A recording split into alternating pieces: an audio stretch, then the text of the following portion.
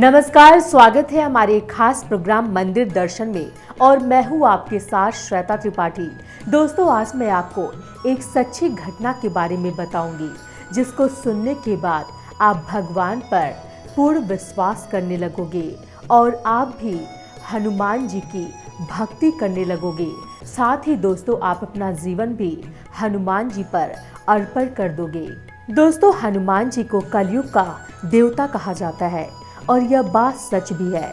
दोस्तों, अगर आप भी हनुमान जी के सामने इस कलयुग में अपना दुख हनुमान जी के सामने रखते हैं तो आपके दुखों को दूर कर देते हैं।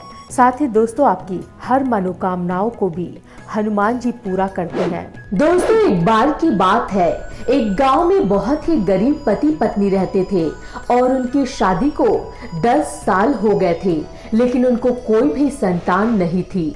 इस बात को लेकर उनको बहुत चिंता रहती थी और उन्हें समझ नहीं आ रहा था कि वह क्या करे। वह औरत बहुत दुखी रहने लगी और सोचने लगी कि अगर मुझे संतान नहीं हुई तो हमारा जीने का क्या फायदा और हम जो मेहनत करते हैं उसका भी क्या फायदा। दोस्तों, वह हर समय चिंता में डूबी रहती थी।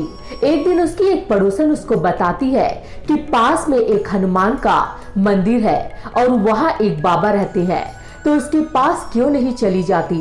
उसके पास जाकर देखो, क्या पता तुम्हें संतान हो जाए और भगवान तुम्हारी सुन ले।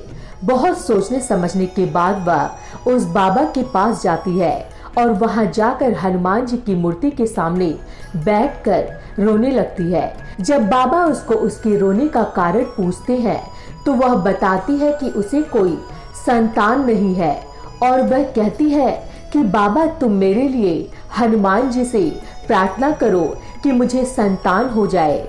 मैंने सभी डॉक्टरों से अपना इलाज करवाया है पर कोई फर्क नहीं पड़ा और मुझे कोई संतान नहीं हुई और मेरी शादी को 10 साल हो चुके हैं। तो दोस्तों, उसको रोता हुआ देखकर उस बाबा को उस पर बहुत दया आती है और वह हनुमान जी से प्रार्थना करता है कि हे भगवान, इस कन्या को एक सुंदर से पुत्र की प्राप्ति का वरदान दो। मैं आपके लड्डू का प्रसाद इसको दे रहा, आप इसके ऊपर दया करना, इस दुखिए की रक्षा करना। और कहता है कि लो बेटी, यह लड्डू घर जाकर खा लेना और हर रोज गुड़ और चना लेकर हनुमान चालीसा का पाठ करना, जिससे भगवान तुम्हारी मनोकामना को पूर्ण करेगा। वह प्रसाद लेकर अपने घर चली जाती है और घर जाकर उस पर प्रसाद को खा लेती है और अगले ही दिन से बहुत श्रद्धा के साथ हनुमान चालीसा का पाठ करना शुरू कर देती है। दोस्तों, कुछ दिन बाद वह देखती है कि वह गर्भवती हो गई और 9 महीने बाद उसको एक सुंदर से पुत्र की प्राप्ति होती है जो सभी गुणों से संपन्न होता है। बहुत खुश होती है और उसका पति भी बहुत खुश होता है और वह हनुमान जी से प्रार्थना करते हैं कि हे भगवान, जैसे हम दुखिया को तूने सहारा दिया है ऐसे ही दूसरों की भी रक्षा करना।